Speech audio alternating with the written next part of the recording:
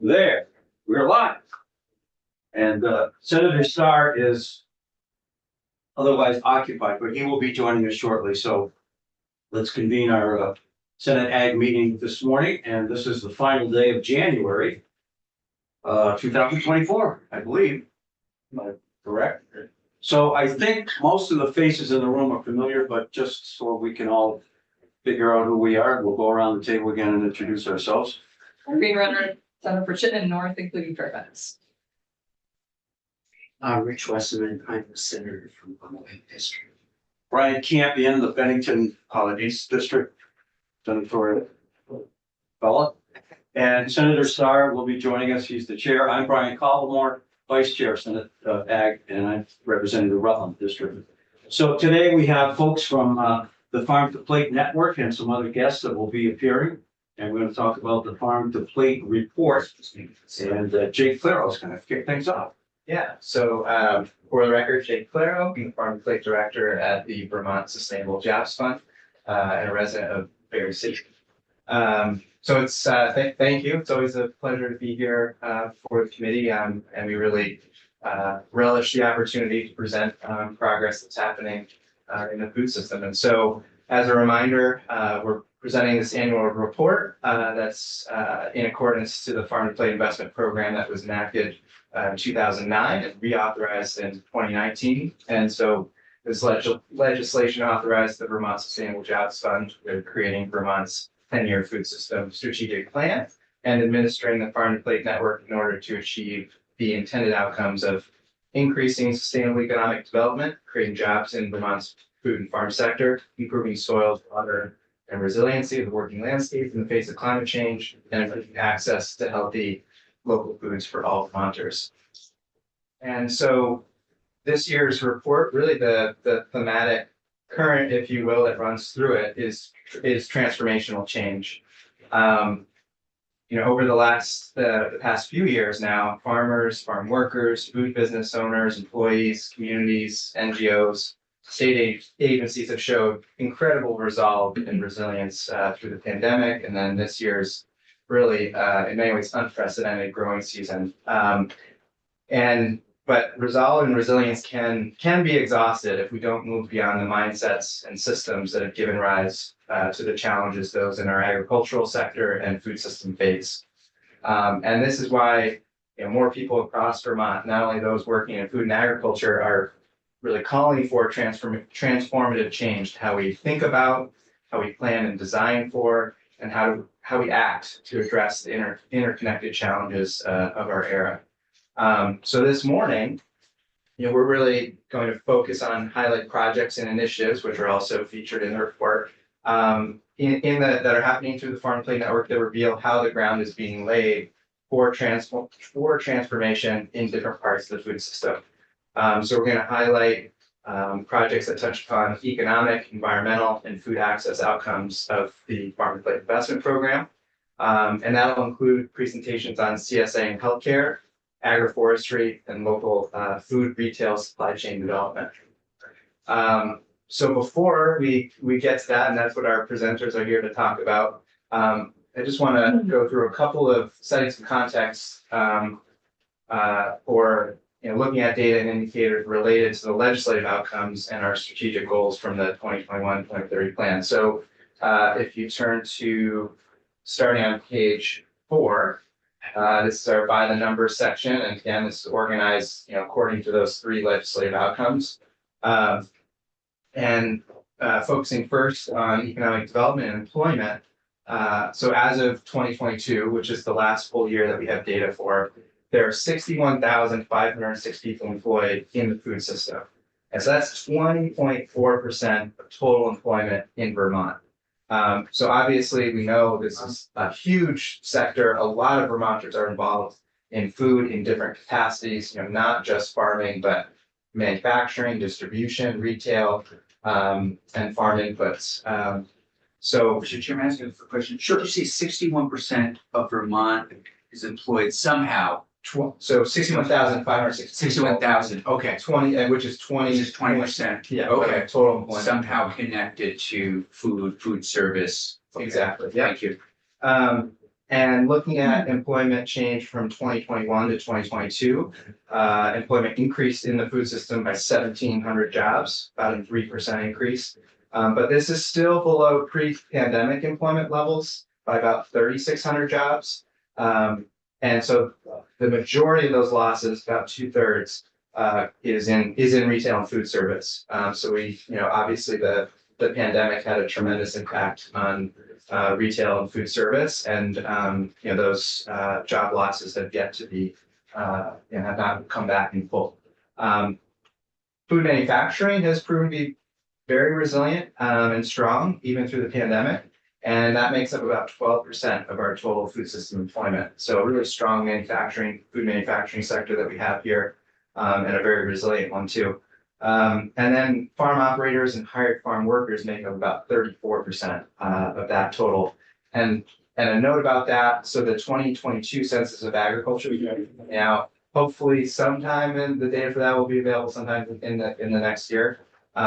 And so the numbers there might change significantly. We're pulling from data that's from 2017.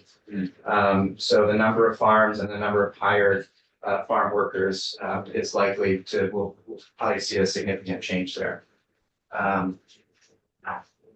So another thing that we want to just highlight here is that the employment impact of our food system is not just limited to people that are working in food and agriculture, but there is an impact on the greater Vermont economy. And this is oftentimes referred to as the multiplier effect.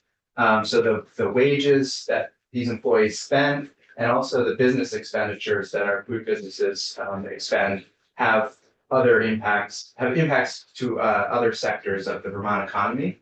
And so for every job in the food system, there is 0.8 additional jobs added to the economy through that spending. And so you can then think of the impact as not just 61,506, but with that multiplier, the food system employment impact is 110,711.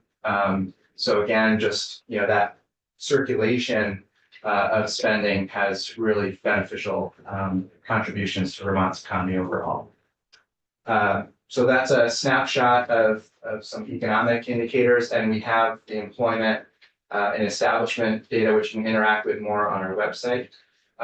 Turning to climate resilience, I think the main takeaway here is that if you look at the trend data of both annual precipitation and days of what they call days of heavy precipitation, since the 1970s, we have seen an increasing trend of heavier, more days of heavy rain, and also more rainfall overall annually. So, the flooding that we experienced this year is really in line with trends that we started, that are in the data going back to 1970. And so I think, we can safely say that really what we saw this year, we should expect to see more of, and preparedness is going to be a huge element of climate policy. And how do we make the connections with food and agriculture to our climate policy in the areas of adaptation and preparedness. And then if you turn the page, so going to page 6, just the other element here is, extreme rain is the one that's top of mind. But we are also at risk. Every county in Vermont either has a medium or high risk for extreme rain, hurricanes, or water stress, which is basically drought. And if you remember before the flooding, which is I think hard now, but farms were really concerned about drought conditions. And so we really have to think about how do we manage both extreme rainfall, but also periods of extended drought. And so one thing top of mind there is irrigation for a lot of farms. So those are some pieces around climate risks and climate resilience. If we look at food access since 2018, so that's the next two graphs we're looking at on page 6. If you look at food access, so since 2018, we've been tracking where Vermonters purchase their local food. And I think the main takeaway from this is that local food is available in all types of market channels. So Vermonters are purchasing local food across the board in high percentages, at the farm, directly, in restaurants, at grocery stores, and the one that has actually increased the most since we started collecting this data is in convenience stores and corner markets. So which is very interesting, and I don't know exactly, we don't know exactly what what's going on there. But it's, I think also, just a sign of making progress in terms of creating access to users into different types of markets. Jay, can I just ask you? Yeah. The convenience store corner market segment of that, there are some smaller sort of, they're not really chains. But they do, they're owned by a single person that happens to live in Vermont, and they have kind of stores all over. Yeah. Is that what we're talking about here? Or are we really talking about a single proprietor that has a corner store? It could be because this is in part how people are interpreting the question. We don't like rigorously define what these categories are. So people could be responding to that as like that's a grocery store to them. Okay. So there is some interpretation that's happening. And just another thing too that I think is it's hard to say exactly what's happening. But we have seen a decline in the farm CSA, farm stand, farmers market sort of percentages. Now that could be we have heard farms that are utilizing farmers markets less for their direct sales, so that could be one factor. And also farms that are moving to online sales, direct delivery, self-distribution. So people could be getting it from farms in different ways through that. And also it could be that because local food is now available in other markets that they commonly shop at, there's maybe less of a need to purchase in these direct formats. But so that's just something, we'll see how that trend plays out in the next couple of years. And talking with partners about what may be causing that, and if we should be concerned or not about sort of decline in direct sale participation. And then the graphic below that is looking at sort of the non-monetary ways in which people are receiving or growing or hunting for local food. And those percentages have fluctuated. There's not a lot that we can really derive trend-wise, I think, in terms of a nice, concise statement. I will say, though, that the percentage of Vermonters receiving local food from charitable organizations has gone up from 7.4% in 2018 to 15.7% in 2023. So it's, as we heard last week in the Food Security Roadmap testimony, there's just a huge demand in the charitable food sector right now from Vermonters who are in need, and also it points to the integration of more local food into those programs. So that some good that we could think about in those terms, but also it reflects I think challenging economic circumstances too. Can you talk for a second about bartered? Tell me what that's all about. Yeah. So that was trying to we're trying to capture there and acknowledge that there's Vermonters that are trading for local food. So you might give a service, help someone build a house or whatever, and you get a side beef. It's kind of like the way that I think of that one. Or it could be I'm growing some vegetables, and you're growing something else, and let's create some items. So that's what that is. Yeah. It struck me. It's kind of like hearkening back to the good old days of sorts. Yeah. And that's that's really what we're also looking at here is like there's there are many ways that people participate in local food. There's many ways in which people consume it, and it's not just transactional money transactions. It is sort of community. It can be community based. It can be for self sufficiency. And so trying to look at that and also seeing how some of those things may have changed since the pandemic. And with people struggling, if they're turning to these methods more as conditions change. We didn't know if Senator Campion, who raises chickens, right? Whether you bartered for somebody to paint the mansion or. I have 5 chickens. You really gotta be selective with. Yeah, in fact, there's I think it's Senator Collimer put it in miscellaneous bag. Will be considered a farm next year Uh-huh. if it actually passes. 5 chicken minimum. Right. It's the way we get our syrup. That's a good point. We, Sure. Maple syrup. we have a lease Yeah. on 52 acres and with it comes, $350 worth of syrup. Okay. It's Exactly. kind of nice to know it's still happening, I guess. Yeah, and that's definitely, part of it is looking at these kind of traditions that are a big part of the culture of Vermont. Yes, I would- foraging, I see that there too, Yeah. that's just, another basic. Yeah, that's kind of specific too. So lastly, so the last sort of piece of this this spread on the data is this map over here on page 7, which is looking at areas of low income and low food access in Vermont. And so what it's showing is either areas that where populations are low income and low access, and that means the area has a poverty rate of 20% or higher, or tracks with a median family income less than 80% of the median family income for the state or the metro area. So I know it's kind of hard to sort of process maybe those two things simultaneously. And it's also, and that low income and low access, so it's not only those income parameters, but it's also that a significant number of the residents are more than 1 mile in an urban area or 10 miles in a rural area from the nearest food store. So that's the blue color on the map.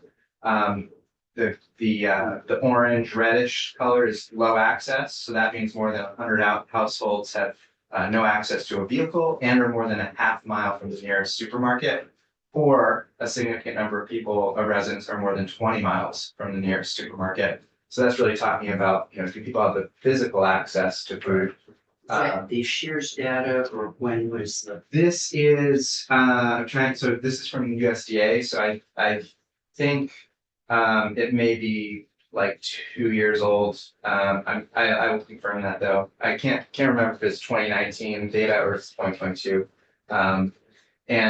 Seems strange. Yeah, The map seems strange.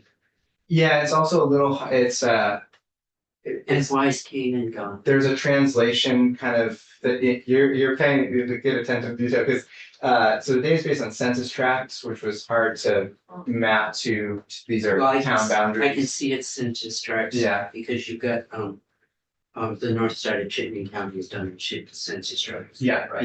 yeah.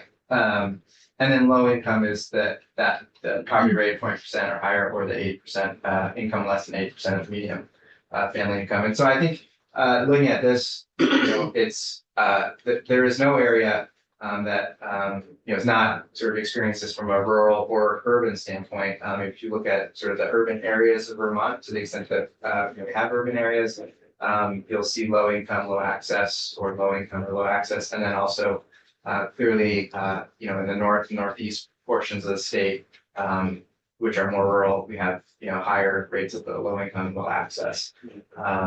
And so this, I think this really speaks to both, the income, but also a lot of transportation issues, a lot of sort of infrastructure related to economic development related to rural economies. So that's what we're featuring there. And certainly relevant to some of the conversations happening around food security and what was presented for the roadmap. So can we go back to the climate risk by county? I'm just sort of Yeah. trying to figure out. That's on page 6. It looks like Addison and Rutland are on the western side of the Green Mountains, have an extreme rain potential. Yeah. But Chittenden, Franklin, and up there, and then Bennington don't, and I'm trying to, in my mind, imagine why it rains more in those two counties.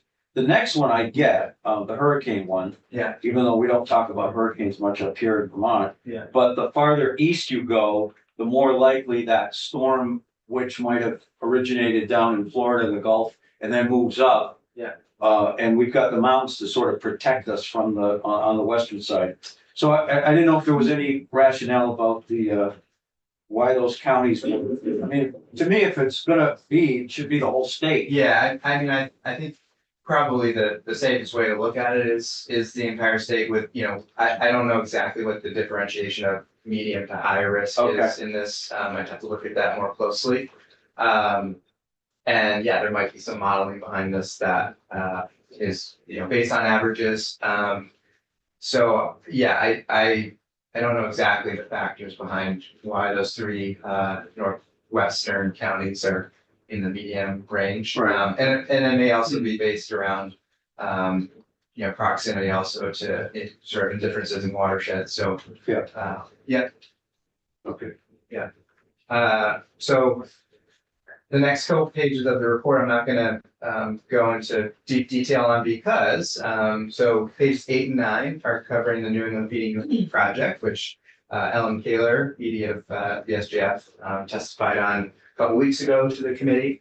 You know, I think the primary takeaway here is that not only are other states looking to Vermont to help lead, but also we are, you know, as a region, more and more working together, and that, you know, in working together, that brings more resources to New England, and that in turn brings more resources to Vermont, and really the potential of, you know, Vermont producers accessing you know, markets and opportunities in the New England region. If we're more coordinated, hopefully we'll have more opportunities for producers to get into those places, and that helps, you know, the viability of our farms and food businesses. So yeah, so that's what this spread here on New England Feeding New England is pointing out, and just you know, our involvement in that effort. And then pages 10 through 11, that's food security in Vermont, the roadmap to 2035. So again, not going to go into a lot of detail because my colleague Becca Warren, who's behind me here, testified last week on the roadmap, and you know, this outlines just some of the process, some of the high level priorities of the roadmap. And you know, that this is an effort of 600 Vermonters. This was led by, you know, the Farm Plate Network's Food Security Priority Strategy team, and this is giving us a lot of depth and detail for how we achieve the third legislative outcome for you know, increasing local food access for all Vermonters. And so with that, now we can get into our presentations from folks who are who have been patiently waiting on Zoom, or at least I'm presuming that they're on waiting. Yeah, patiently waiting. And so with that, I'm going to turn it over to my colleague Kelly Dolan to intro our first presenters. So thank you, and I'll be back. Thanks. Okay. Yeah. Stuff.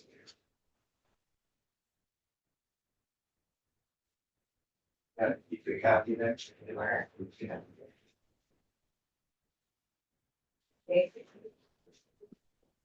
Morning. Good morning. Morning.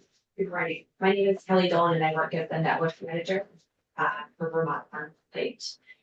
So first up, we have Emma Heilman, the pharmacy project director for the Vermont Farmers Food Center in Rutland. Emma serves as a co-curator for the Farm to Plate Healthcare and CSA Community of Practice. This team gathers on a bi-monthly basis, bringing together professionals and practitioners to better connect food and healthcare systems. Emma will be describing how this team uses food as medicine programs to improve medical outcomes and enhance food security for individuals while providing a reliable income stream for Vermont farmers. I will hand it off to Emma. Good morning. Good morning. Thank you for having me. You can hear me, see me fine? Yes. Great. All right. Thank you so much, Kelly. As she's mentioned, I help co-facilitate the community of practice around CSA and healthcare model here in the state. We convened in late 2021 and are now going into year 2024 strong. And I just want to sort of give you like big picture and then kind of bring it down and show you some other small picture data points and share a story. So we are currently aggregating our 2023 data. Probably in the next 2 to 3 weeks, we'll be able to present that. But I know that we have focused on the 2022 data for the Farm to Plate report. So just sort of like looking big, produce prescription programs in the nation are very popular right now. There are many models out there, but a lot do partner with grocery stores. That is part of the model, to offer vouchers for grocery store purchases.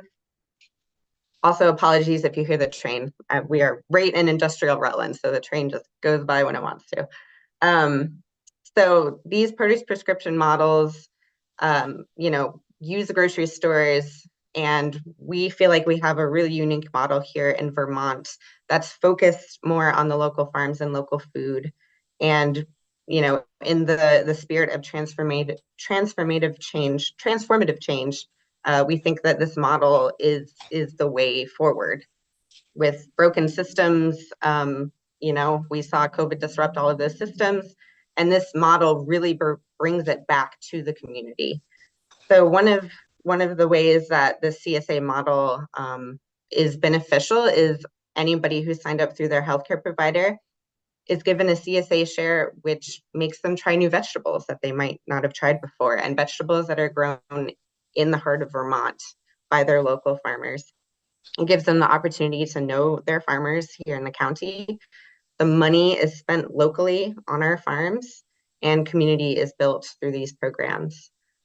So just a few of the data points, and I will have a few photos here. Let's see.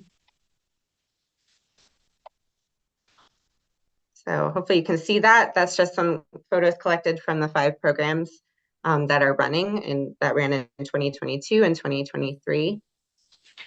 And some of the data points from 2022, we worked with 26 farms over those 5 programs, and over $119,000 of produce were purchased for these 5 programs.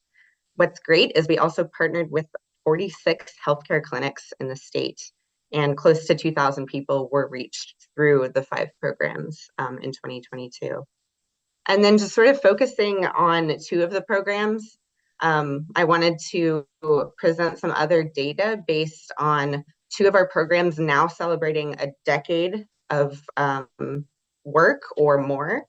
So here in Rutland, we are celebrating our 10th year of the Pharmacy Project. And since, 10 years ago when we started the program, we've put over $325,000 back into our local farms. And our program really focuses on finding new and emerging farmers. And in the past 2 years, we have worked with 2 new farms, both with farmers under the age of 40. So we're really trying to support the new community of farmers that are wanting to farm in our state. And the VYCC, Vermont Youth Conservation Corps model, they have a slightly different model. They farm all this produce themselves.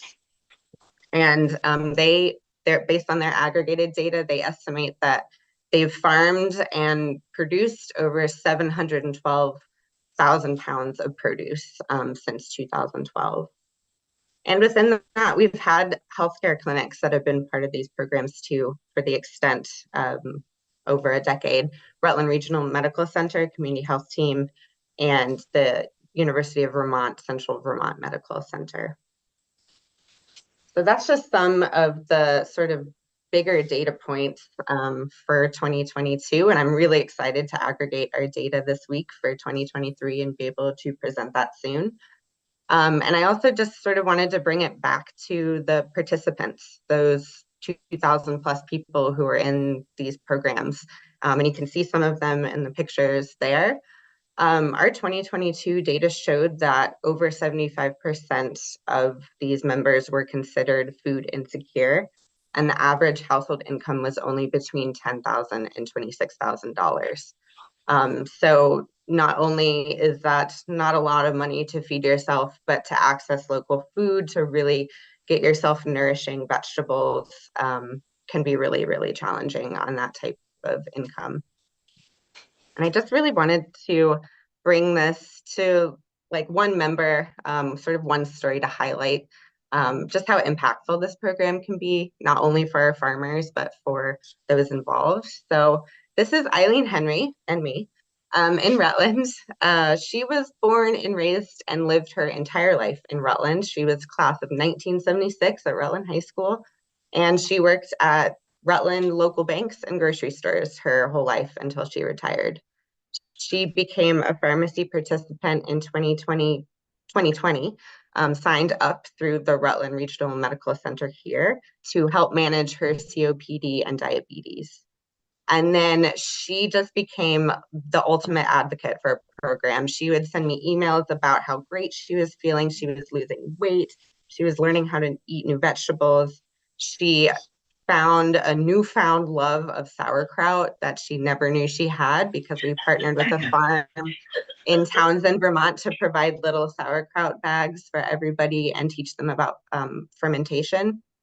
And in 2021 and 2022, she was part of our advisory group for planning our program. She was interviewed for a Vermont Digger article, and she also participated in a co-design research project that we did here in Rutland that was basically asking the question, what do our members do after pharmacy is over? Because we are a seasonal program.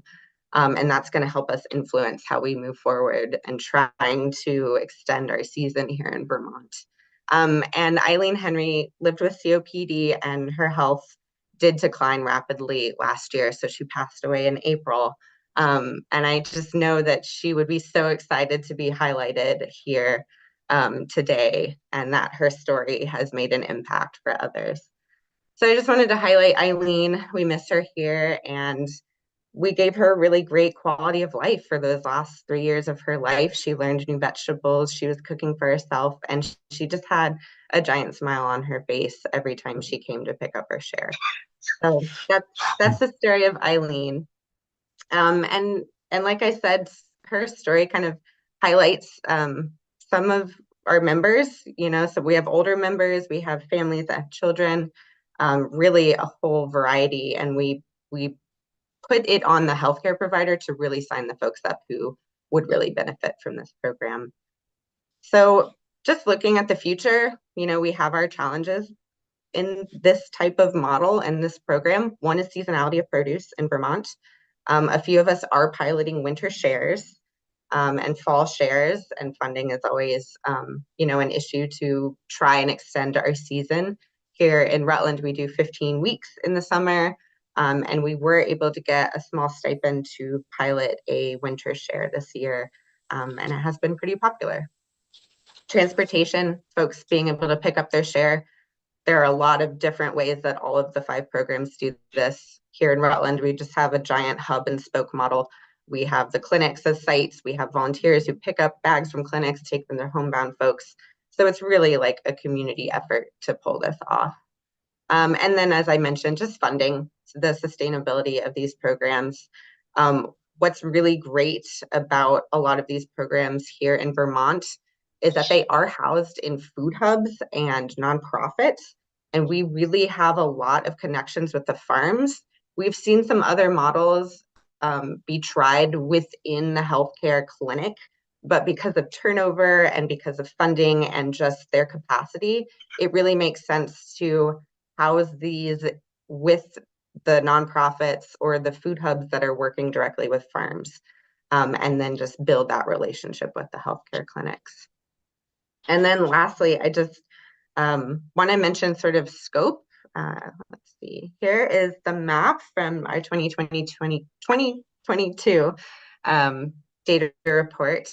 And you can see the farms that are participating. You can see the areas where people are able to access our programs, and you can also see the gaps, in particular in Southern Vermont, which is sometimes overlooked. There was a program running in Bennington, but COVID kind of disrupted that. And we really think this is an underutilized model. It has a lot of opportunity for expansion. It's supporting all of our farmers and like really providing quality to our members. And we know folks in the Southern region, the healthcare clinics, advocates, we've been reached out to by people who want to sign themselves up for a program like this. So I think it's just a matter of bringing those people to the same table and having the funding to get something up and running. So we're we're really excited to be working on all of this. We want to provide a toolkit for the state. We started one here in Rutland, but we're trying to expand and also just like really champion the CSA model for produce prescription programs in the nation and especially in the New England region, because it just brings it back to a local model and not, one size does not fit all for what will work for one county or one area in terms of produce prescription models. So we think it's really important to focus on local and focus on the farmers, their needs, and the needs of the clinics and the members. I will leave it there. If you have any questions for me, happy to answer. Senator Coleman has one. Senator King. Oh, sorry.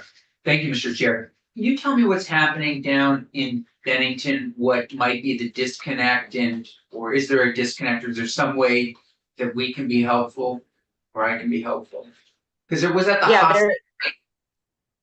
There was something running at the hospital. I don't know if it was funding or turnover related, but I know that it's not running right now. But there are a lot of people working on local food in Bennington, and I think it's the time that it could happen again. Who can I ask to look into that for us? Yes. Is that something I can ask you to do? Yeah, and I have some contacts down in the Bennington area. Great. That would be great. Yeah, if you would send me an email and let me know, that would be a big help. Thanks. Yep. Thank you, Mr. Chair. And Senator Starr has joined us, as you might, I can't throw a voice like and sound like Senator Starr. He's actually here. So Emma, thanks a lot. I really appreciate that. And obviously, being in Rutland, it warms my heart to know that we have double the number of farms. Many other counties. If you count, there's 8 of them. And that was a great story about Eileen. Tell us a little bit, if you could, and I'm assuming that our Rutland Regional Medical Center was the connecting point for her to find you. But maybe there were other ways. In other words, how do people find you and take advantage of this program? Yeah, well, one of our challenges here is we don't have the funding and capacity to have over a certain amount of members every year. So we don't really advertise to our public. We kind of only curate that number with our clinic partners. Okay.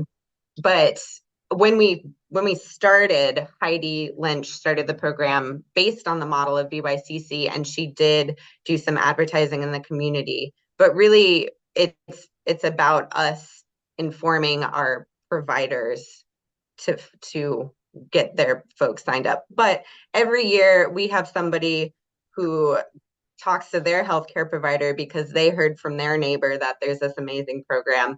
Then they'll go talk to their healthcare provider. So it's a lot of word of mouth here. Okay. Well, that makes a lot of sense. And again, it's nice to know Rutland's leading the pack. So thank you. Yeah, of course. Emma, can you come off of screen share? Yes.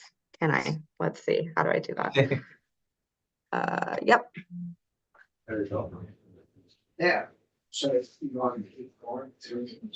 Well, Emma, did you want to say anything else, or do any other committee members have questions for her?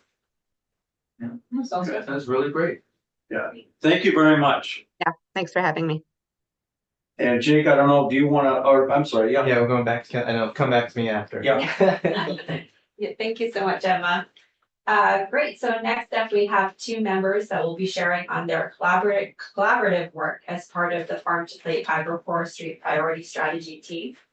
So first up, Mark Krosick is the owner and operator of Valley Clay Plain Forest Farm in New Haven.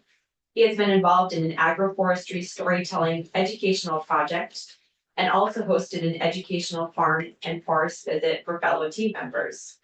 Mark has over 15 years of experience as an author, teacher, and consultant working throughout the Northeast on agroforestry and ecological planning. So I'm hand it off to Mark. Good morning, Mark. Good morning, everyone. Y'all can hear me okay? Yes.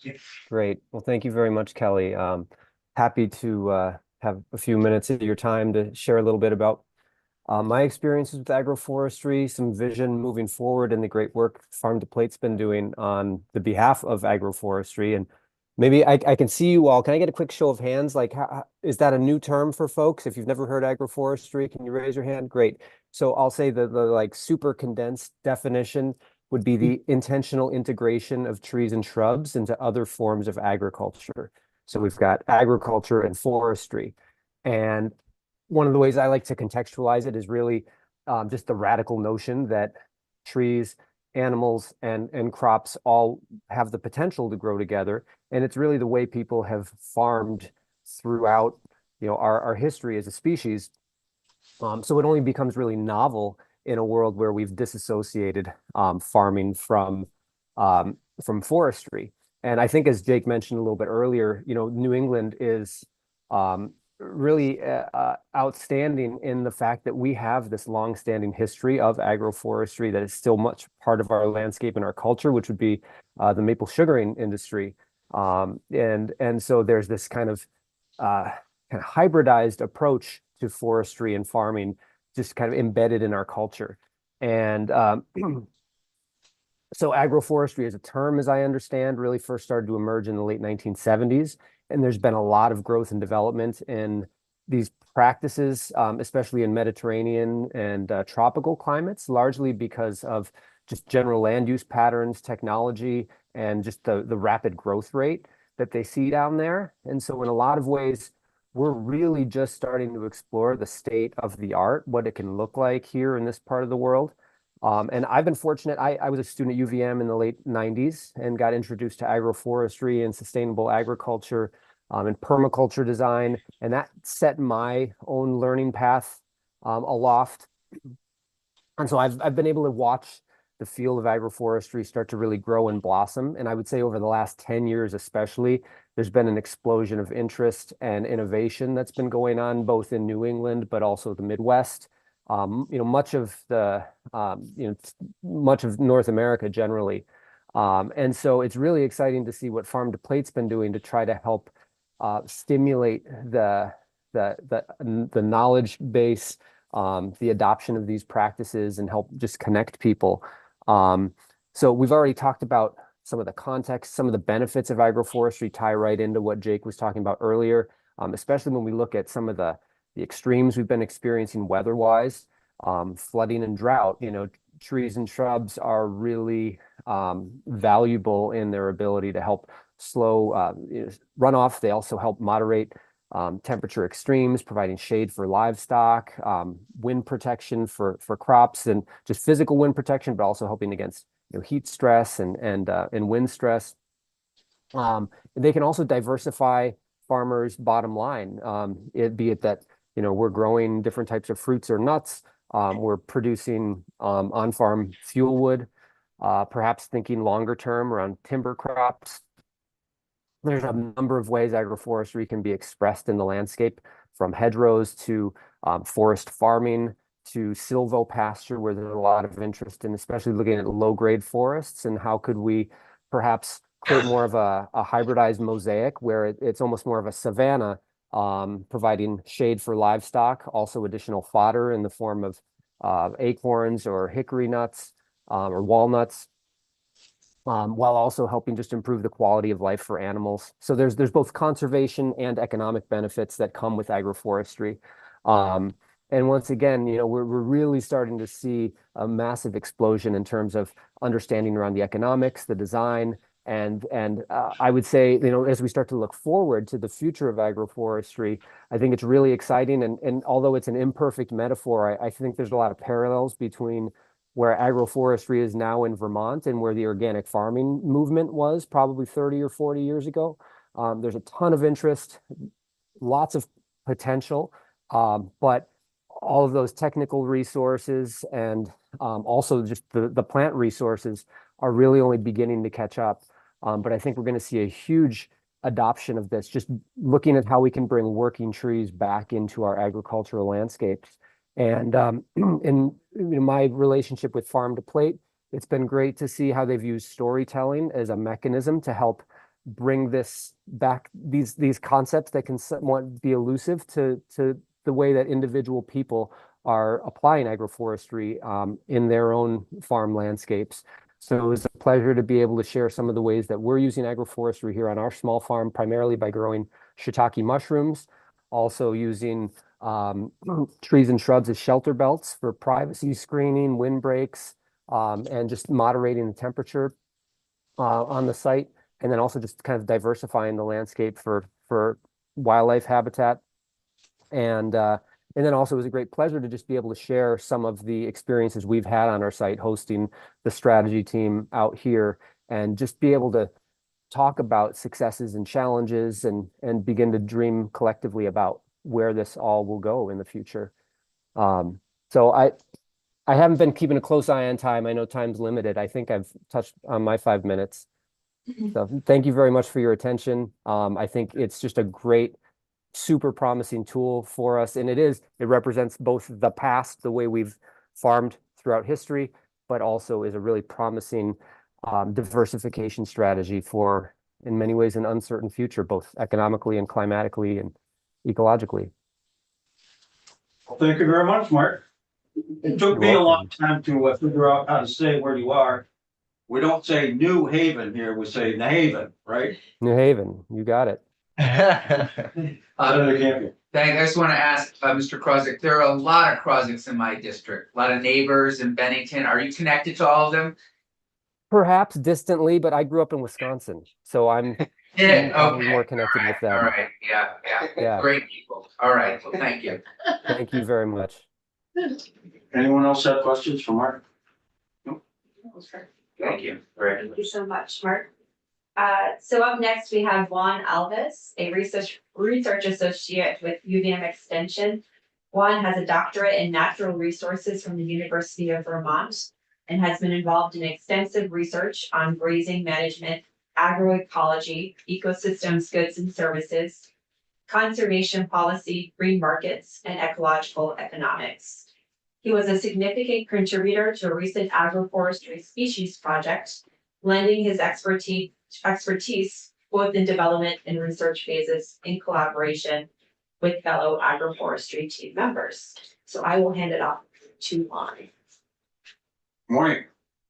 Oops. I think you're muted, Juan. We can't hear you. Yeah, there. Good morning, everyone. I'm sorry.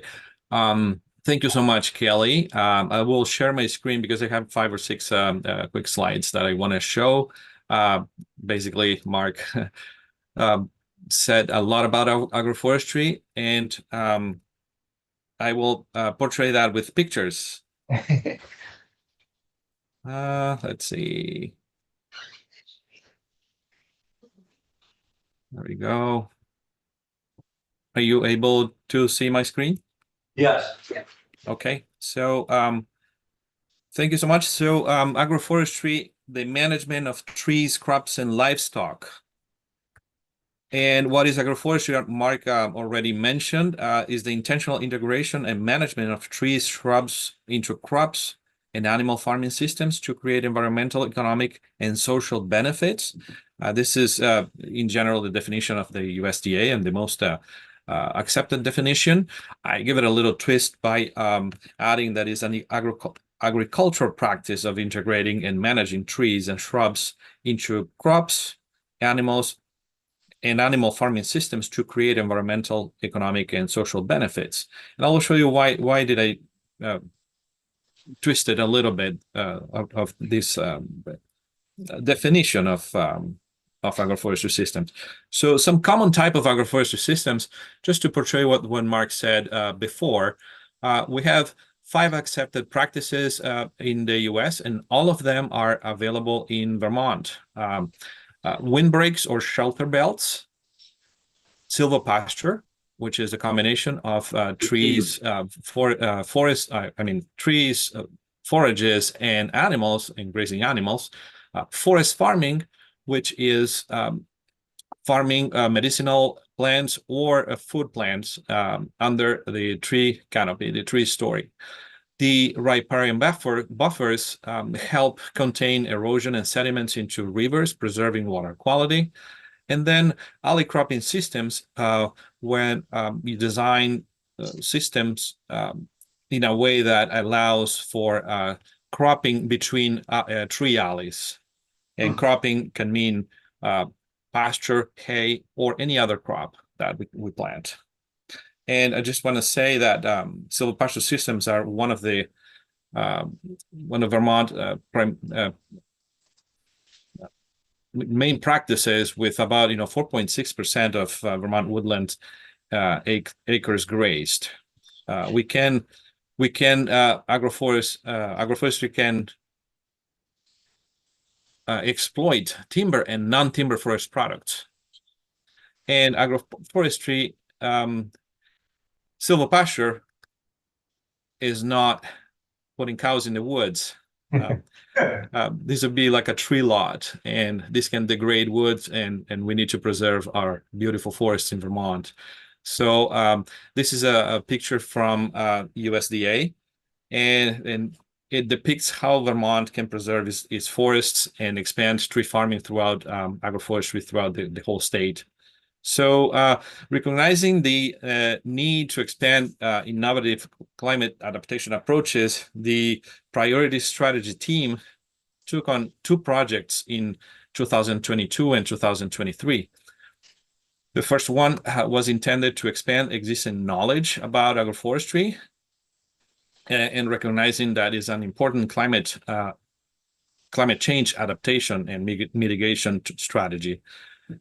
The second one was focused on providing useful information to technical system providers, farmers, and distributors looking to put agroforestry-related practice into action.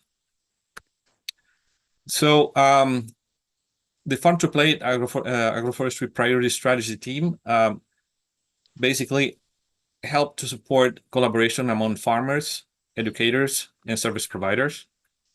Partnered with agroforestry storytelling and mapping project, and developed an agroforestry species list. Oh, and also foster collaborative learning in Vermont. The storytelling project was born out of the agroforestry priority strategy team, and with partnership with UVM Food Systems grad students who completed 5 interviews to enhance awareness of agroforestry by sharing the stories of agroforestry farmers in the state, and also showcasing the many farmers that are practicing agroforestry through an interactive story map. Each profile gives a unique experience of many approaches and benefits of diversifying agricultural production and landscapes. And also the online map is of current agroforestry practices can be found online. The species list project was based on the feedback from agroforestry on the agroforestry priority strategy team, and put forth a request for proposals, and hired a consultant to create a quick reference list, which is still being updated with new species and some in discussions about what are invasives and which species are not invasive. And this is available on the website of the Vermont Farm to Plate Agroforestry.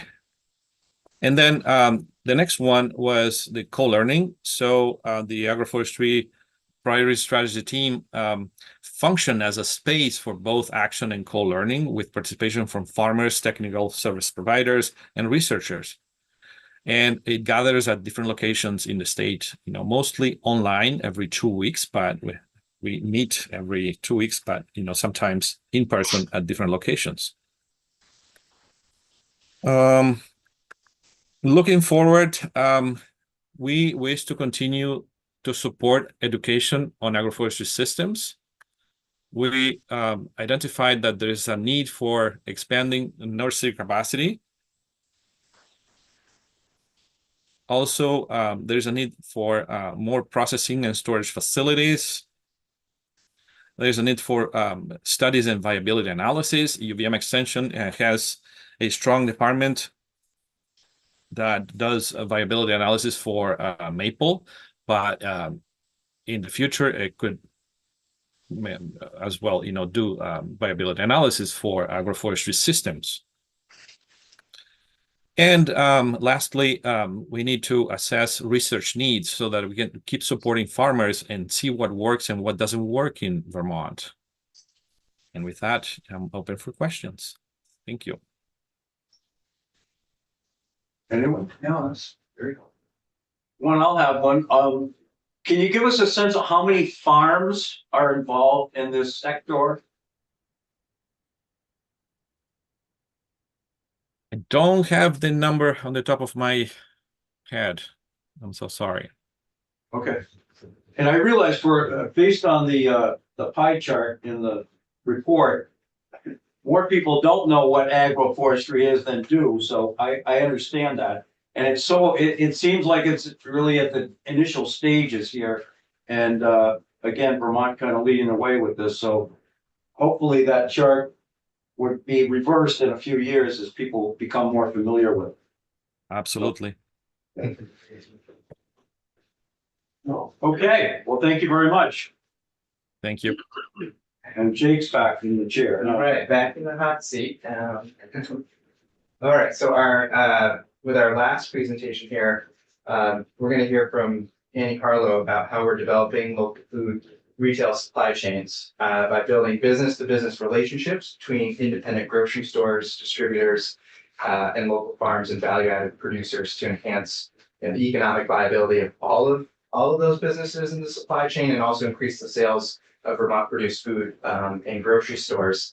I think last week during the roadmap testimony, we heard a lot about some of the impacts on local grocery stores and their really vital role in communities for providing food and also acting as, in many ways, social centers in rural communities. And so we've been doing work with grocery stores, independent grocery stores in Vermont since 2016, I believe, and really see this, this market development as a key opportunity for creating viability for our farms and food producers. And so, as Annie will cover, this involves a combination of professionalizing store management and merchandising of local food, helping producers create the systems, really like the business systems, and know how to operate in the wholesale retail market channel, and cultivating trusting relationships with distributors in what is normally a very insular sector to open up opportunities for our local producers.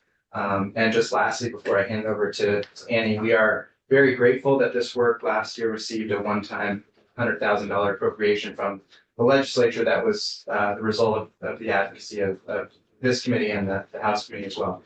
So thank you. And Annie, go ahead. Okay, let's see. You can hear and see me, is that right? We can. Okay, great.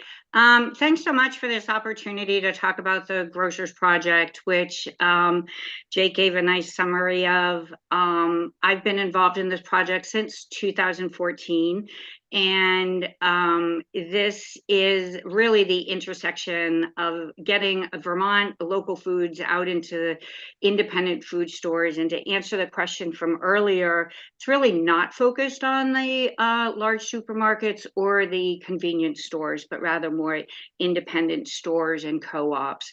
And that includes all of our rural access from all of our rural general stores and community markets. So the goal has been to enhance the multiplier effect of the local food economy. And to do that in 2023, we delivered a number of different trainings and services, which I'm going to review today. Let's see. There's an ongoing need. I'm going to say that first and foremost, for farmers and food manufacturers to understand how to get food to the grocery store, for them to understand how grocery stores think and make decisions, and how distributors also play a role in that. And so that's really the crux of it, as Jake has alluded. So these 6 points right here are many of the areas that we really focused in. There were other deliverables in this grant funded project, but these are the key areas that I'm going to be going over. in this slide presentation. And I like to use a lot of pictures because retailing is really a visual business and industry. So you're going to see some nice pictures in this slideshow, I hope. So the primary categories of focus are the farmers, the food manufacturers and processors, distributors, independent and co-op food stores. And all of this is based on the Vermont definition, which is enacted as Act 129. We do have a definition to help guide consumers as well as food manufacturers, distributors. And part of the project has been supporting the understanding of what that definition entails. It's quite complex, but this Grocers Project is a place where we can introduce some of the nuances, and I'll be talking briefly about that.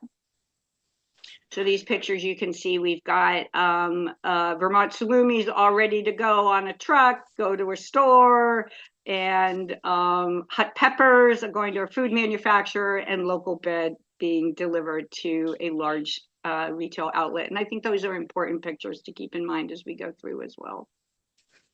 So by the numbers, 2023 was a really great year for the project. We had 15 farms participated in the Farmers Retail online series, and we had 16 food manufacturers that were learning about how to work with distributors and be more prepared to expand their sales. And we had 20 store buyers and owners attend a day-long seminar where we brought in 2 national consultants to enhance the work that I've been doing. Feel like needed to bring in some outside resources to really tackle some of the big issues that are out there in the food, local food sales and food marketing at grocery stores and independent stores. And we, as you can see from the work of Farm to Plate, we're really big on data collection. And one of the pieces of the project is working with 6 stores, doing what we call a local food count. And that's really assessing and evaluating their local product mix, again, tied to the multiplier effect that Jake referenced. And we then work with who the store's distributors are to see if there's opportunity to enhance those numbers. And that also ties into the marketing and the displays and operations of the store. So we take a really holistic approach to this work. And we also we're very this is a really big one. 6 distributors provided their product catalogs, which means that we got a lot of really great intel on their decision making, and I can work with them one-on-one or through other work that I do to enhance their awareness of what Vermont products are out there. And to do that, we updated what we call the Vermont Product Distributor, product catalog, which distributors and store buyers can become familiar with the Vermont products, and also become aware of gaps in their product categories. And some of the data that we have collected, there's over 4,200 individual products, or SKUs, estimated sold through local and regional distributors. These are Vermont products, and this again ties back to the multiplier effect. Another piece of our project by the numbers is that I write a newsletter called Small Bites. I encourage and invite all of you to sign up for it. It is really that full local supply chain connector. I'm really proud of the work, and it reaches store buyers as well as farmers with retail operations, distributors, and people in the network, the Farm to Plate network. It also has readership outside of Vermont, so people are aware of the connections that Farm to Plate brings to the table. And Amy, that can I just jump in? What is the product there on the left? I'm trying to figure out. That's Babette's table. I'm sorry you can't see it. That is charcuterie made in Waitsfield with Oh. Vermont pork. With her pork. Yes, there's a provider of that pork. All right. We'll make sure you get a sample. But the Small Bites is a very targeted audience because it's really like this whole supply chain tutorial that happens every month. And local food sales are tied to national and international variables, which I also like to stream in my education of the food system to enhance the local food sales. So I mentioned that we did a farmers retailer training series. This is an area, as Jake alluded, there are some changes in the direct to consumer arena. The pandemic had a really big impact. And what I created with this 11-week series was a really great farmer to farmer learning. I have a huge background in produce and merchandising and retail and distribution. So I got to kind of mash it all together. But one of the greatest parts of it for me was that farmer to farmer training. And just yesterday, I was at the Veggie Berry annual meeting in Burlington, and we got to talk about, what people learned. It was really fun to know that this effort has its own multiplier effect. So one of the parts of this online training that was so successful is that there's a demand for more, which we'll be undertaking this year, this winter. And then we also created the food manufacturers online training, also 11 weeks. And we really got into the consolidation of the industry, how difficult it is to work with distributors, helping people understand expectations, brought in a number of speakers, including distributors, marketing and branding specialists, as well as consultants to help people understand the cost of distribution. So it's a very successful program. Again, we're going to do a truncated version this year. Online access has really helped the program to reach some people that would otherwise have difficulty getting this information. And just a little bit more about the wholesale distribution readiness piece. We hosted the 2 national consultants. This was a huge success. The grants that bring people together in person since the pandemic, it's just, I can't explain how much, again, that peer-to-peer learning is. And I think that's a really important part of the Grocers Project, is that I might have a lot of experience, but I love bringing people together because that peer-to-peer learning is so important. And this was the first of its kind, bringing in the Jeannie Wells, who is an award-winning trainer for retail, and she came to Vermont, and we strategized to make a program that would work specific to our diverse rural stores. And she is a rural store specialist, and we're working to bring her back because, as you know, we have a lot of smaller rural stores that are challenged by the competition that's out there. And this workshop is something, again, we're trying to replicate this year in some manner. And James Morrell joined Jeannie Wells on that day. And we really talked about the role that each store plays and their product mix that is going to enhance the Vermont product sales. Whatever type of store you have, there is some opportunity. And the Small Bites newsletter that I mentioned is really that full supply chain window. A lot of people don't understand the language of distribution or production and processing. So I do a lot of sharing of links, very visual, generally twice a month. And we really work to highlight the complexities of the quote industries, but we also work really hard to feature our small stores, our food manufacturers, and our farmers. And again, we have about a 70% open rate because we're very targeted. And I receive information every month from stores and producers and buyers, and that helps make it work because we're so networked here in Vermont that we have relationships not only with distributors and stores and food manufacturers, but Edible Vermont, 7 Days, Vermont Digger, trade groups, organizations, UVM Extension, Specialty Food Association. All of these play a role in the Farm to Plate Network's Grocers Project, and that's only a short list. And as Jake said, I am also involved in New England, Feeding New England, and the work that we're doing in the Grocers Project is well received by our New England partners. And part of that visibility comes through small bites, and it also comes through the networking that we undertake.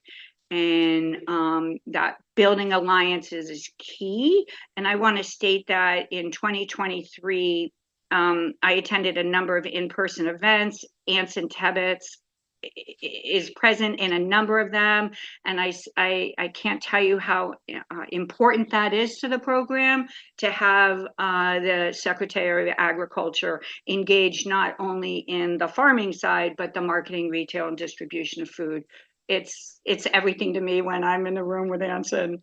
And one of the areas that we are working to build alliances is with regional organizations as well, invitations to trade shows, and speak about the project for more visibility.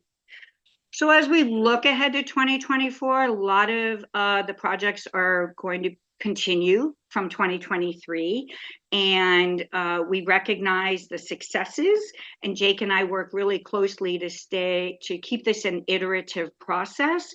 We use a lot of data, and that's a key to the success of the project, and we'll continue to do that. We will feature the online workshops, again, bringing in Jeannie Wells and James Morrell and other national consultants to round out the educational and professionalizing of the grocer/retail sector.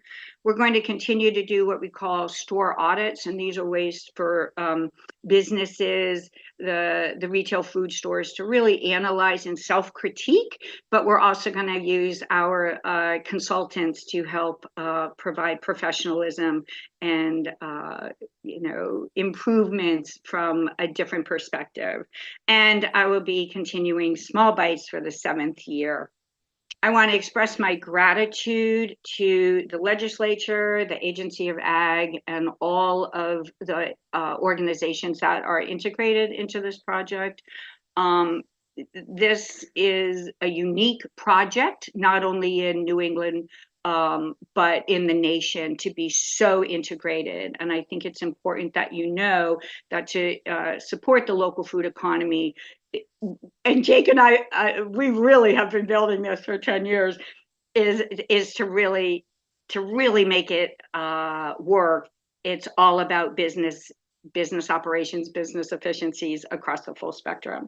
So we don't take this work for granted, and continued support is always welcome. And if any of you have any questions about the program, you can ask them now or reach out to me.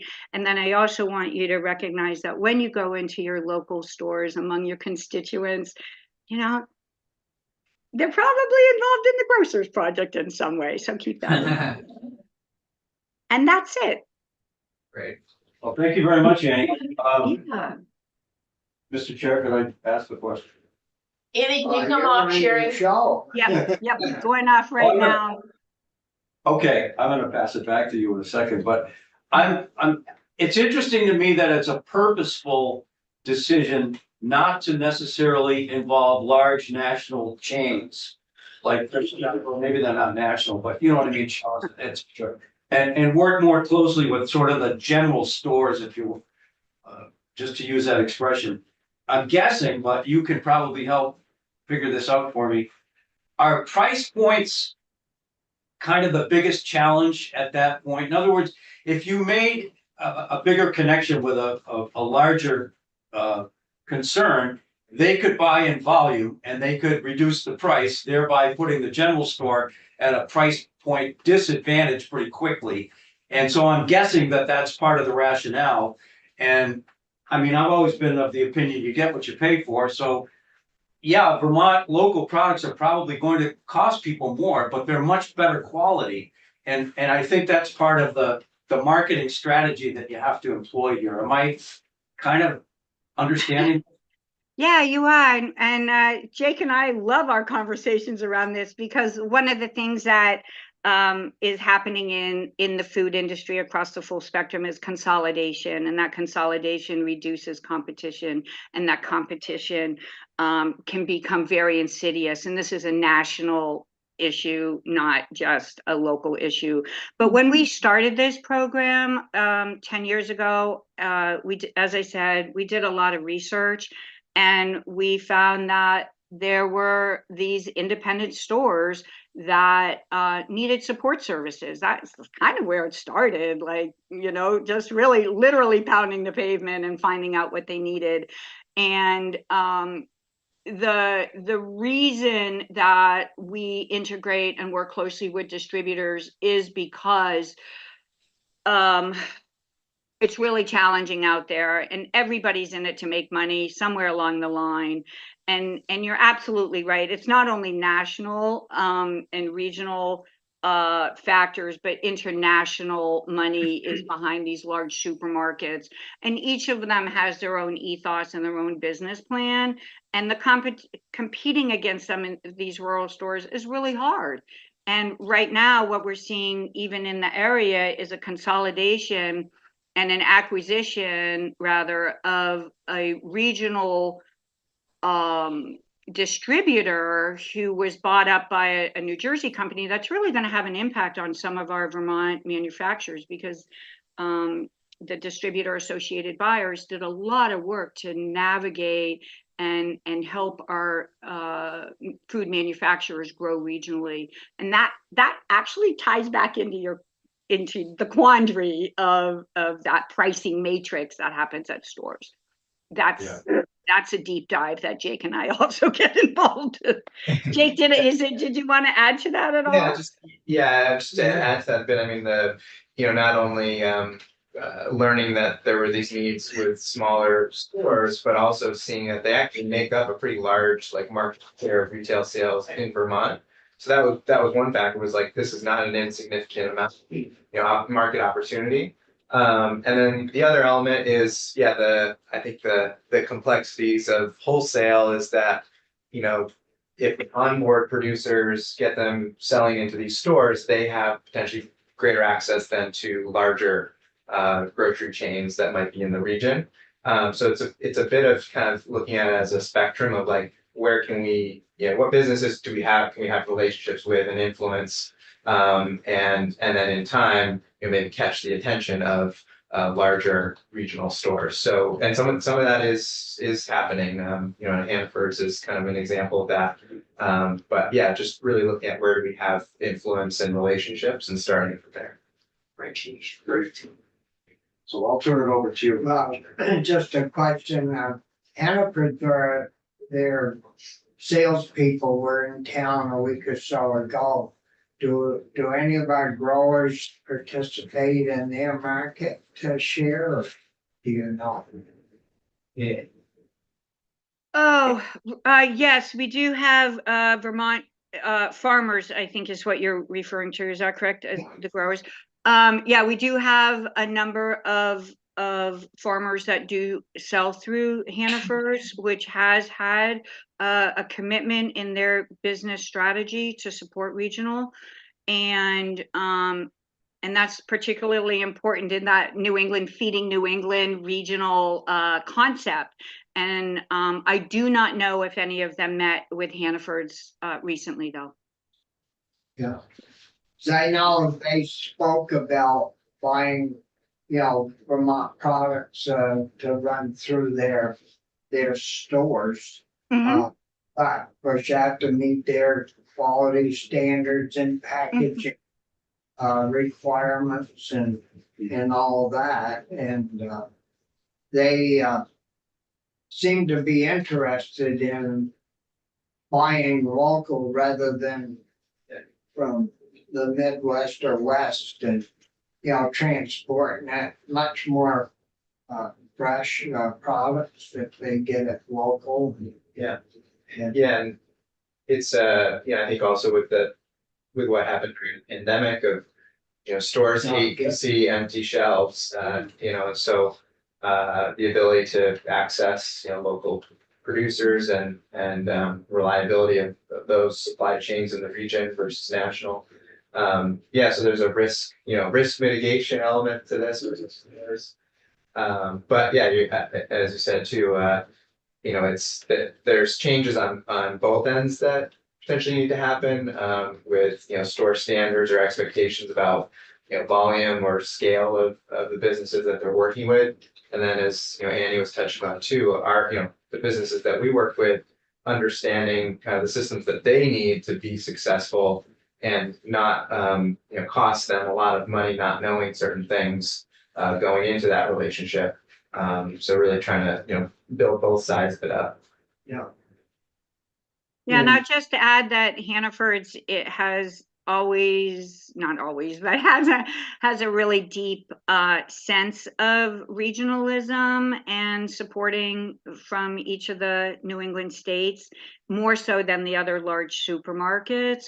And one of the aspects of the Grocers Project when we're working with food manufacturers has to help them understand the language of distribution, the expectations of food distribution from that grocers, from the large grocery sector side.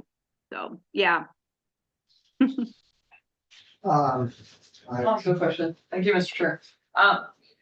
Thank you for featuring the West Meadow Farm Bakery, the gluten-free bakery in my town, Essex. Yay! Lucky me! I go there all the time, way too much, in fact. Curious how you may have seen any trends in the past 10 years, such as, desire for people like me to have not cut up a sweet potato, I admit, in the last 3 years, because now I can buy them all cut up and it just saves me that much time.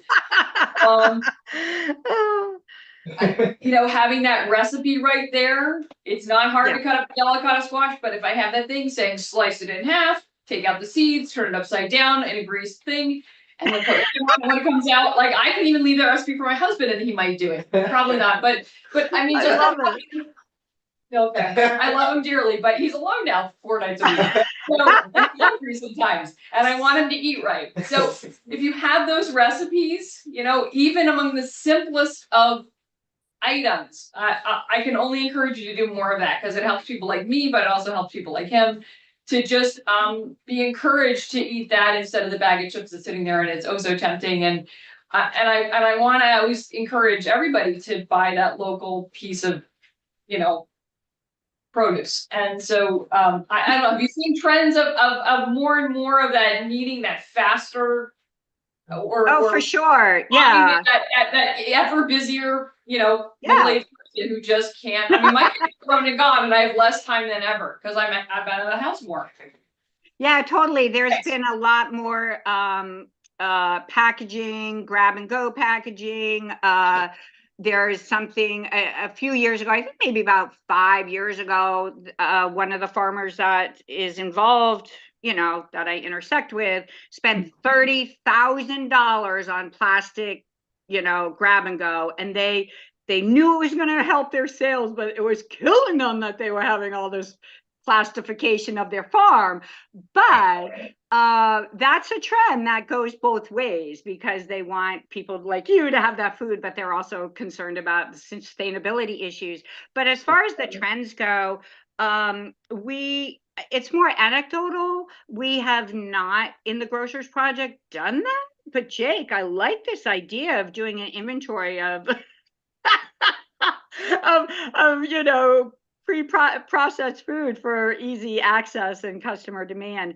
But there's more and more farmers that are taking part. There's more and more stores that are staffing constrained, and being able to just stock those cut Laughing Child or Burnt Rock Farm sweet potatoes doesn't definitely enhance sales. And then we also, in the work that I do, I pay attention to national trends and read the rags on, what people want. And there's obviously been a trend for making local regional products more accessible, and that is through pre-packaging. But that being said, there's a lot of co-ops in the area that are working on with their farmers and food manufacturers, as well as their in-house food prep, to address the waste issue associated with that. But Jake, let's keep that in mind. Well, just really quickly, I mean, I think nationally the data bears that out, is increasing grab and go sales and integration of grab and go into even supermarkets. I know that Hunger Mountain Co-op here in Montpelier, they've had relatively plateaued sales, but the grab and go sort of service area has been ever increasing sales over the last couple of years. So that's been a growth area for them. Convenience is a factor of our lives and an important piece to think about. And then I'll just say too that some of the technical assistance with stores that Annie provides is around like merchandising, marketing, and combining sort of on the shelf product ingredients that go together, and offer people ideas for, you combine this with this and that, and you've got yourself a dinner. So that's part of the work with stores, getting them to understand how can you increase sales by better packaging, how you're marketing products to customers. Yes. Do our people have, do they have to buy store shelf, like the milk people have to buy a cooler space to sell Not so their much in our independent food sector, no. little ones?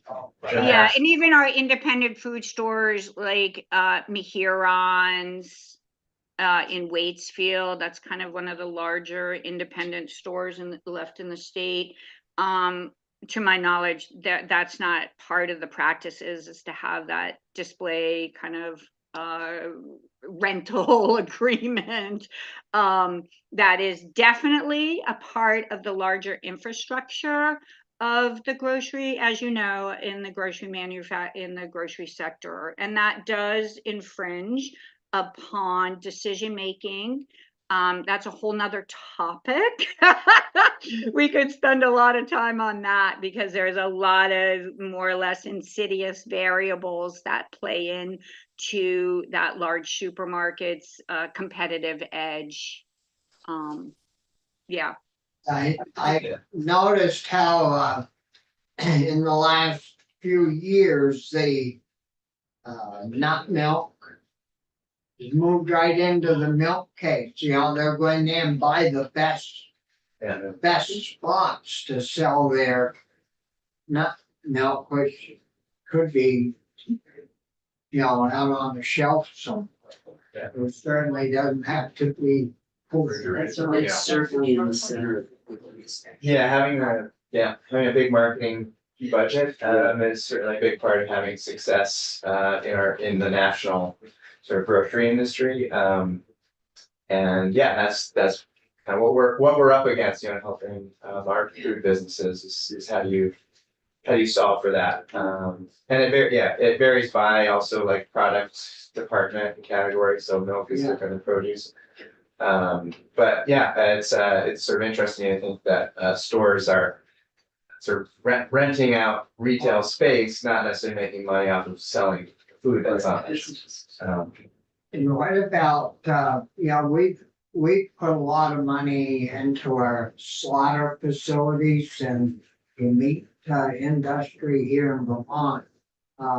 Do you folks get into that some too, beef and pork and? Yeah, actually, I was gonna just with time, we're gonna transition, and the next little piece is actually on that, so I can speak to that. And yeah, Annie feels like Thanks, Annie.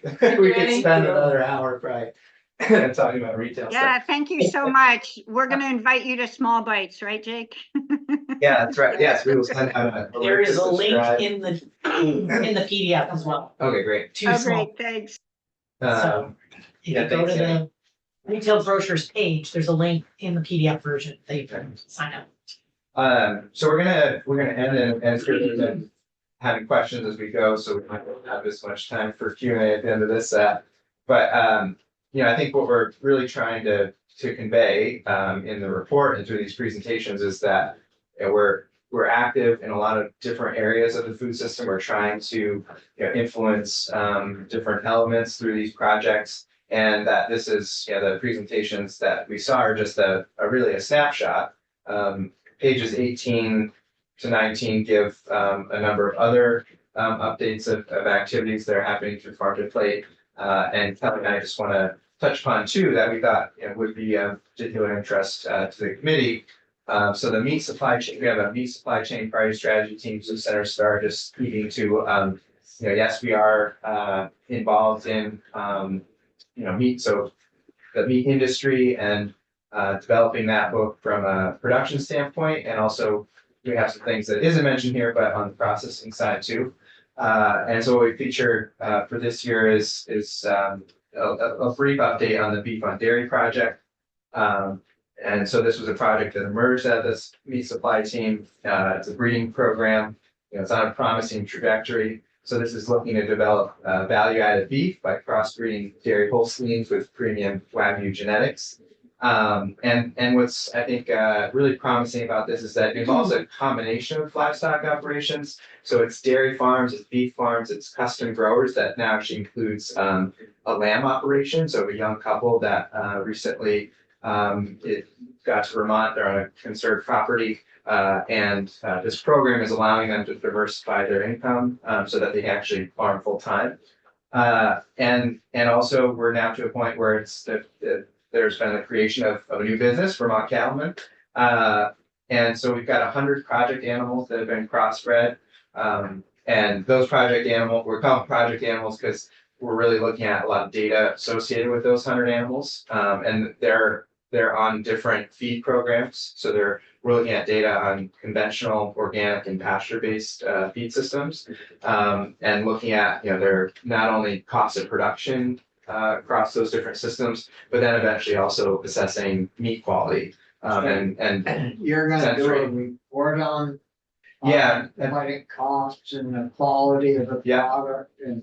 exactly. Yeah, and we should have this upcoming year. So there is a 2022 annual report for this, but in this upcoming year, we should have the cost of production data to report. And then just also to be aware of the fact that there's these 100 animals we're tracking data on very closely with, but also the farms that are part of this project and have helped to create Vermont Cattlemen. They have invested their own money and have bred now up to 400 animals. We're looking to get to 800 in the next year, and really, bringing this to scale. So I think there will be more to talk about with this project, but just that there's been a lot of early successes and opportunities, and the meat, sort of the branded meat will be sold in retail. Also, this gives farmers the opportunity to have better prices at livestock auctions. So there's different ways in which the program can provide a diversification or even a transition strategy, and particularly for dairy farms.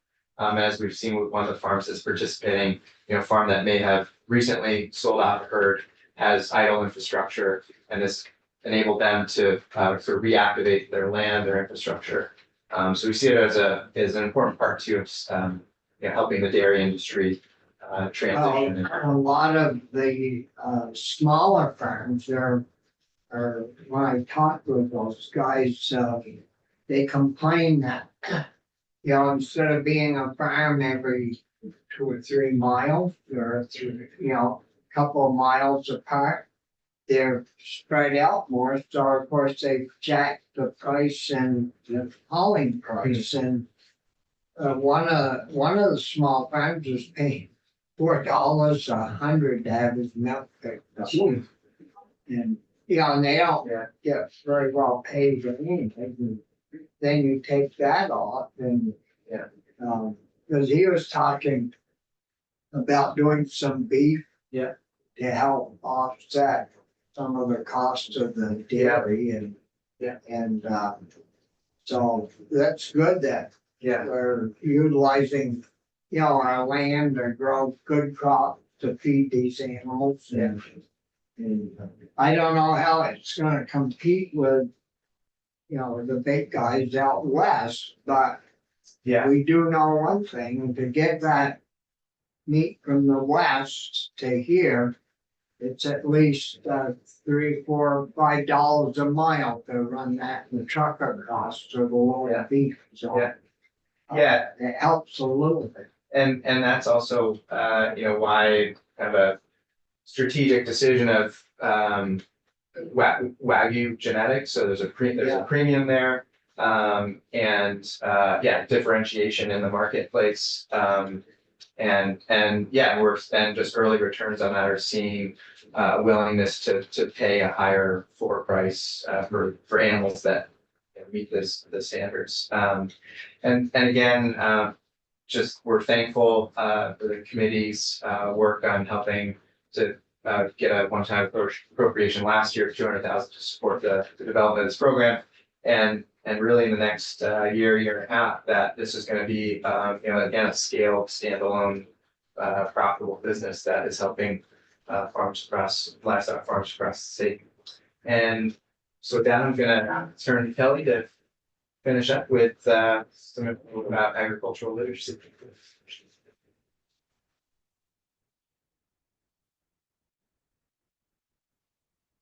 Perfect timing, but. Yeah. Agricultural literacy. I heard.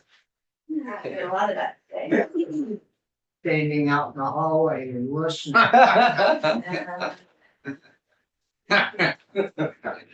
Listening. Thank you, Jake. So one of the teams highlighted in this year's annual report is the Agricultural Literacy Priority Strategy team.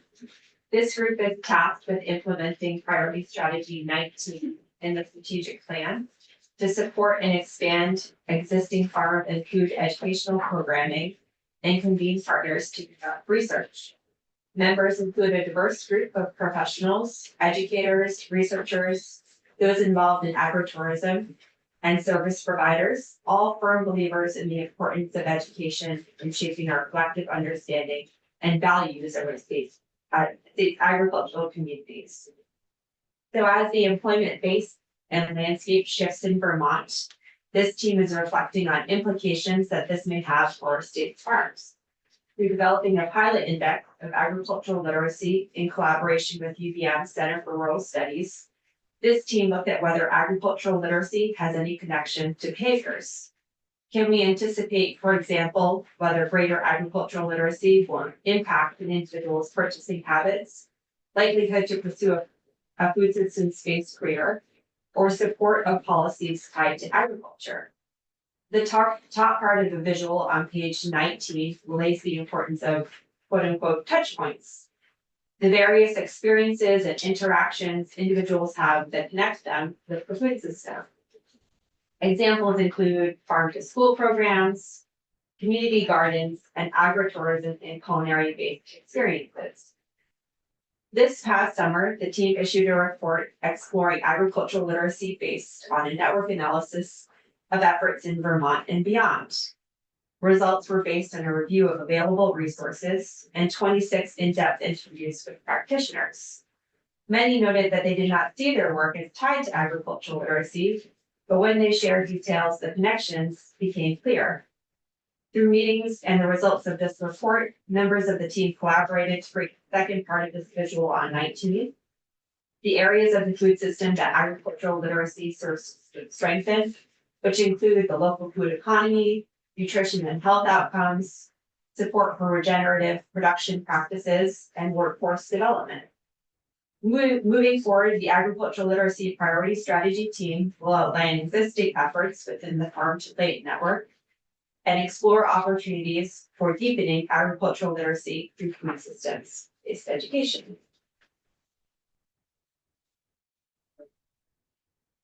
Very good. Questions on, Just an observation, and it probably is not 100% germane to the discussion this morning, but I sometimes wonder whether, take Ben and Jerry as an example, I think there has to be a decision made at some point from the farmer or grower exactly how big they want to get and how big a player they want to be. I don't know, I think they started in 78, I'm guessing that's somewhere around that time. And they started in what was a gas station, I think in Burlington. So with, and Annie mentioned it too, with the consolidation that we've seen, if they were not there then, but tried to start today, I wonder whether they would be able to do it. I mean, it's turned into obviously a $1 billion situation and they're no longer associated with it, but it was a good example. And I think a lot of people bought it because it was kind of a folksy, but it was also very high quality and for that reason, higher price than Seal Test or whatever else was popular at the time. So I often wonder about that. Cabot's another pretty good example. Somebody made the decision at some point in the company, we're gonna go as big as we can be, and obviously it's worked pretty well, but I think there is room for everybody in this world. And I'm often, I don't know, amused or whatever, when I go into a general store, I won't mention any particular one, where the prices are gonna be higher. Yeah. And the tourists who come from out of state, doesn't seem to bother them in the least. They think that this is the way it should be, and they're very happy to buy a product that says Vermont somewhere on the label. So just sort of thoughts I have, I guess.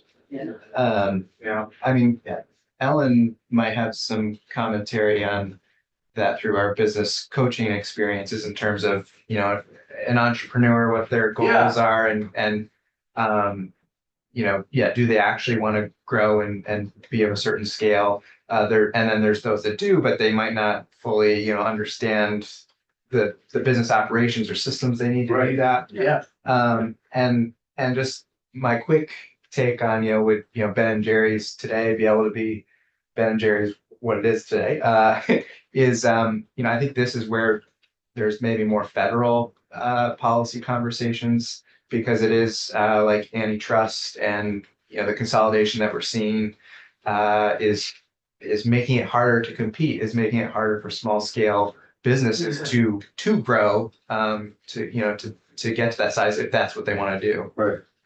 So I think there's what we can do here, and how to support that, and then there's things that we should be telling our federal delegation to, you know, which people are, you know, and you know, how do we kind of create the policy change there that would enable that? Yeah, I mean, I think everybody's got the perfect size that they are comfortable with. They don't want to necessarily expand any further. Yeah. And they're, you know, Jasper Hill, whatever. You can take a lot of different levels of it and find your own level and get off at that exit, and this is where you're gonna live and be happy with it, so. Yeah. but you take, I'm glad you brought Jasper Hill up. Because they'll buy milk from farmers. Yeah. And they'll pay them $20, $30 a hundredweight for that milk. And all companies aren't paying True. when, you know, and they make cheese. Yep. Then they keep it in the cave for a long period of time, but they sell it for big money. Sure. If you play the, you know, the national market, then, you know, you have to rent your space in the cooler and the whole 9 yards but when I go down the ice cream aisle, the supermarket, people go right in and pick up a couple of those, you know, Ben and Jerry's stuff, and I mean, they grab that as quick as they do the $4. Right. They're paying $4 for a pint, and up the aisle you can get almost a gallon for same price. Yeah. $2.99, yeah. And I think just the other important thing to mention in this conversation is that, this is why, value added is where Vermont is going to compete. So that's innovation, and as much as we can continue to support innovation for value add production, but also for our farms, that's, I think, where our success has been. I think that's where our success is going to be. We're not a commodity producing state. And so I think that's just speaks to the continued need to, support as much as we can, working lands, business assistance. There's a number of programs that provide that vital service, and are helping to continue to spark innovation. And then, of course, just, the farmers, the food producers that we tend to either live here or tend to attract are, just have that, in their bones. And so that's, a lot of it is also just their innovation. And yeah. So moving forward, are there any burning issues that we could help with? Yeah, yes. And there's a document that I had trouble printing this morning that I want to share with you. So I'll pass that along, hopefully later today. But I mentioned working lands. So the strategic plan still has a goal of getting base funding up to at least $1.5 million. The Agency of Agriculture's Agricultural Development Program, which had a one-time $2.3 million appropriation last year, is not, because that was a one-time, it's not in the budget this year, but we would really encourage that, try to maintain that appropriation. That's for meat, maple, and produce. And we're just seeing, through working lands, there's unprecedented demand that's outpacing funds available. To get to the sort of Ben and Jerry's back in the 70s and Ben and Jerry's today is, starting a business, keeping a business afloat now in the food sector is capital intensive, and, equipment and processing of, the efficiencies that those bring with labor market conditions, all necessary. And those are big ticket investments. So, any way we can find, state appropriations to support that investment is huge. Alan? Ellen Kaler, Vermont Sustainable Jobs Fund. Just to piggyback on that, one of the big benefits of the Working Lands Enterprise Fund and the ag development grants that the agency's been doing is that those grants serve the same function as equity for the farms and food businesses that receive those grants, which means that they have then a greater ability to get additional loans to do the kind of scaling and investments in equipment and infrastructure and accessing new markets that they otherwise wouldn't. Because one of the things that we know is that food businesses and farms tend to be lower margin businesses. So they're not going to attract venture capital or large equity or hedge fund equity firms and those kind of things. And we don't want that anyways because of the ownership challenges that presents, right? But because that kind of money is not available, it means that there's more of a limited types of capital available when a farm or food business wants to scale up to get into a new market. So let's say they've been selling successfully to, say, their local food co-op and CSAs and farmers markets, but they have an aspiration to get into a Hannaford's, for instance. As you guys mentioned, there's increased cost in then getting the packaging right, in getting the volumes up. All of that takes cash. If you're a lower cash producing business, where does that cash come from? And if you already have a lot of loans, you may not be able to get additional loans. So that's where grant funding can be particularly helpful, because it can be that bridge and that additional funding that gets you the ability to be able to invest in that new packaging, for instance, so you can then make the leap into the bigger store. So all of that works together, and it's why those state funds in particular are so precious to advancing farm and food businesses because it's not like you can go to Fresh Tracks Capital to get the money, right? You can go to the Flexible Capital Fund that Janice St. Ange runs. You can get it from Vermont Community Loan Fund, but that's again a debt instrument. You can get some from VITA for things that are equipment that are collateralized. But where do you get the actual cash for the inputs? You know, there's a company we've been supporting through our business coaching program who is really making the leap to be able to sell their frozen product, freshly sourced inputs, vegan for people that have a lot of food allergies, into universities, into Sodexo and other Chartwells and others. The amount of cash that is needed to buy all the inputs to get to the volume production to then be able to make an order that they have an order ready for is a lot of money. And so they received a large grant, for instance, from Working Lands Enterprise Fund that was essential to them being able to take that next step. So I can't impress upon you enough. I know sometimes it's like, you know, money, it seemed like money is just like, well, it's just money. Isn't there something else? It's actually, for this industry, mission critical, as along with the technical and business assistance to support the entrepreneurs as they go through that growth curve. Yeah, you wanna have some deep pocket. No matter what you're in. So that, I'll just step back into the chair just because it looked a little lonely, but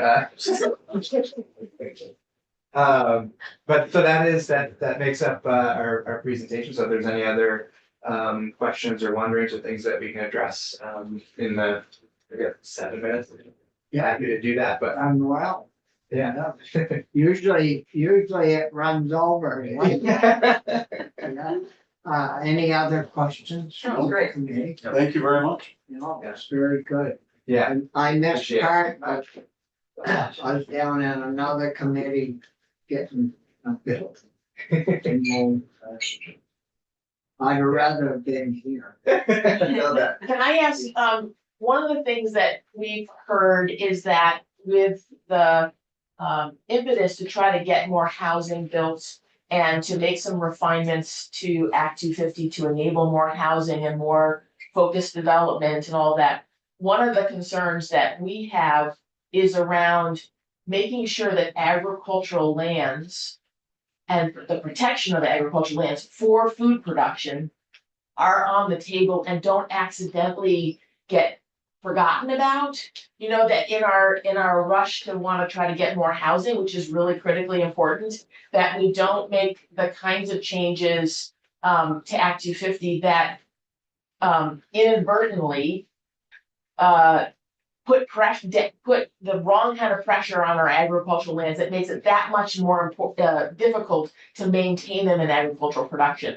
So I don't know if there's things that you're conversations that you're having with Senate Natural Resources and Energy or others, but just want to sort of ask to have that cross committee watching to make sure we don't lose our ag land. Any pressure that and changes to Act 250 is actually gonna help our ag land. Because it's promoting building where there's sewer lines, where there's water lines closer to the village. And instead of having a house in 4 acres, they could build a bunch more houses on that acreage. So I would think that it would take, well, if people buy those houses, because the reason I live a mile out of the village is because I didn't want to live in the village. And I mean, the people that are outside the village are out there because they really hate being they want to be out away from people. They don't want to. So if we can get people to buy in villages, let's change to 250 to be able to construct within a village limit more would help our ag land, I would hope. We just gotta make sure they don't steal all our money and put it into helping that.